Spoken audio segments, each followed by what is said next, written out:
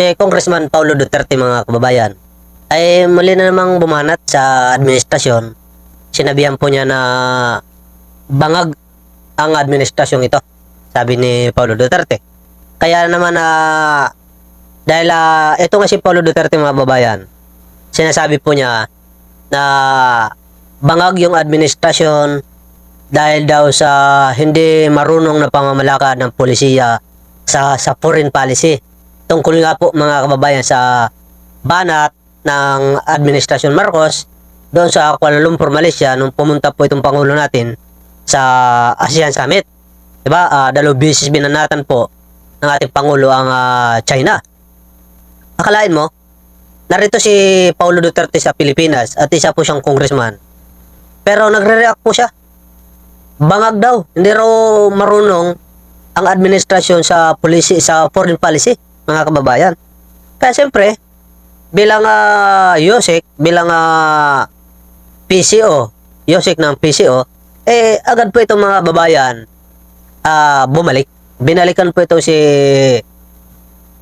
Paulo Duterte ni Yosek Claire Castro, mga kababayan. At siyang sinasabi dito ni Yosek Claire, kailangan po ang gobyernong ito wag matulad sa dating administrasyon na palpak. Yan ang sinasabi dito ni Yosek, mga kababayan. Kaya sa madaling salita, muling nagkabanggaan na naman. Umingay muli ang labanan ng Marcos versus Duterte. Okay, pakinggan muna natin ito, mga kababayan. Tawag ni Congressman Paulo Duterte na bangag ang administrasyon sa issue ng foreign policy. Buwelta naman ng palasyo, kailangang hindi matulad sa nakaraang inutil daw na administrasyon pagdating sa usapin ng China.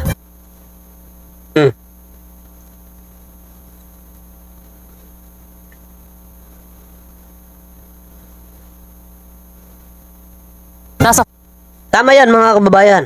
Tama ang sinasabi dito ni Jose Claire Castro.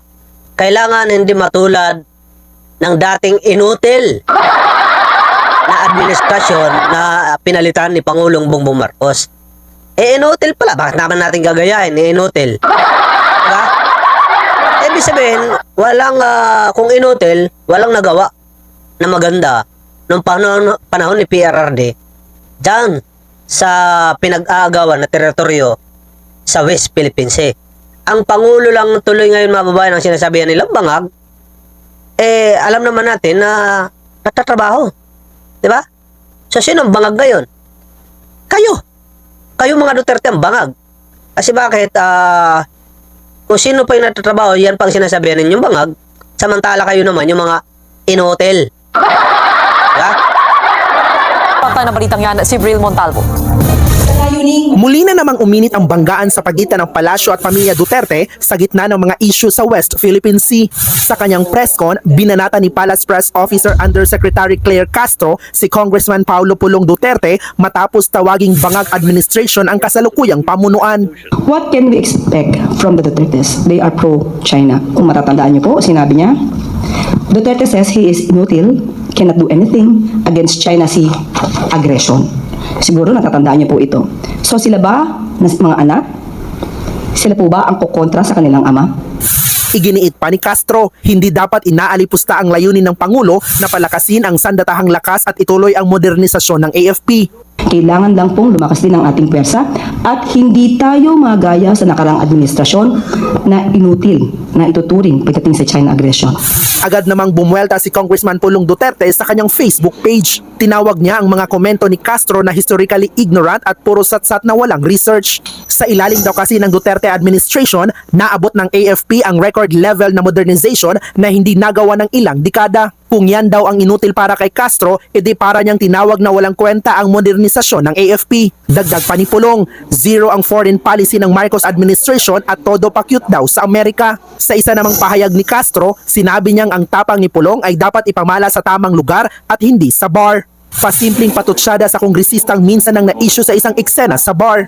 Hindi rin napigilan ng ilang mambabatas gaya ni Akbayang Representative Percy Sindanya na makisali sa bangayan. Pinuna kasi ni Pulong ang sinabi noon ni Sindanya na malapit na ang Day of Reckoning o araw ng paniningil sa mga Duterte. Nagsimula raw yan nang maaresto si dating Pangulong Rodrigo Duterte. Giit ni Sindanya, noong September 21 pa niya ito sinabi, bakit ngayon lang nag-react? Ang nakakaloka doon, they are reacting to a statement that I made, I think that was a month ago. Mukhang ngayon lang nakaisip siguro ng sagot sa sinabi natin. Dagdag pa ni Sindanya, masipagan pa sana ni Pulong ang paggawa ng batas kaysa sa paglabas ng statement laban sa mga kritiko. Nagbabalita mula sa Frontline, Bril Montalvo, News 5. Paano sasagot si Paulo Duterte, Sindanyas, agad-agad? Wala ngang alam, hindi nga pumapasok sa house. Tanggap lang po yan ng sweldo mula sa taong bayan. Hindi naman yan pumapasok, hindi naman natatrabaho yan. Galing na nga yan mismo sa bibig ni Sandro Marcos na itong si Paulo Duterte ay hindi naman pumapasok, kaya hindi niya nakikita ang mga nangyayari sa loob ng house. Diba? Kaya hindi niya talaga agad masasagot yan. Okay, balik tayo dito sa sinasabi ni Paulo Duterte na bangag. Alam niyo po, sa totoo lang mga babayan, kung ang pag-uusapan po ay pagtatrabaho, wala pong katulad ang ginawa ni Pangulong Bongbong Marcos. Sa totoo lang. Oo nga, nadagdagan ang sweldo, dinoble ang sweldo ng mga kasundaluhan, at nakatulong yan. Nakatulong yan ng malaki nung panahon ni Digong. Pero pwede na ba natin na sabihin na sapat yun?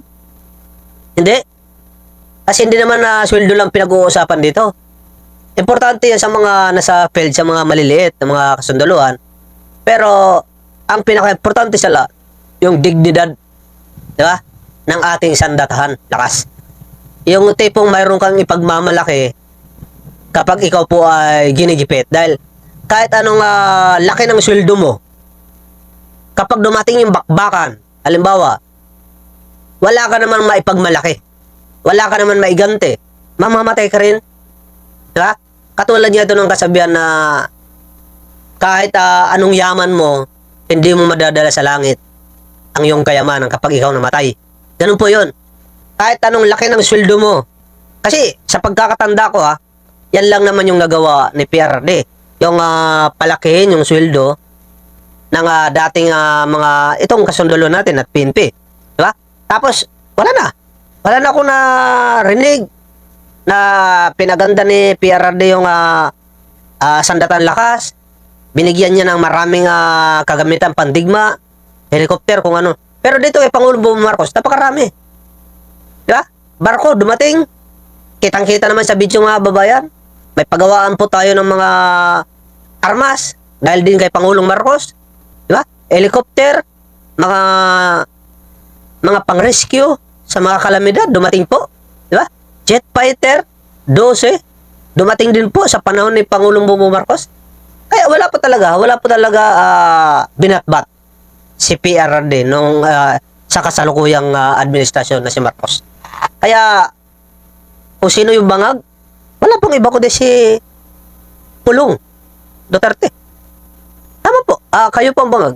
Tamang sinasabi ni Yossi Castro na magaling ka lang sa pagpunta-punta sa bar at pananakot, diba?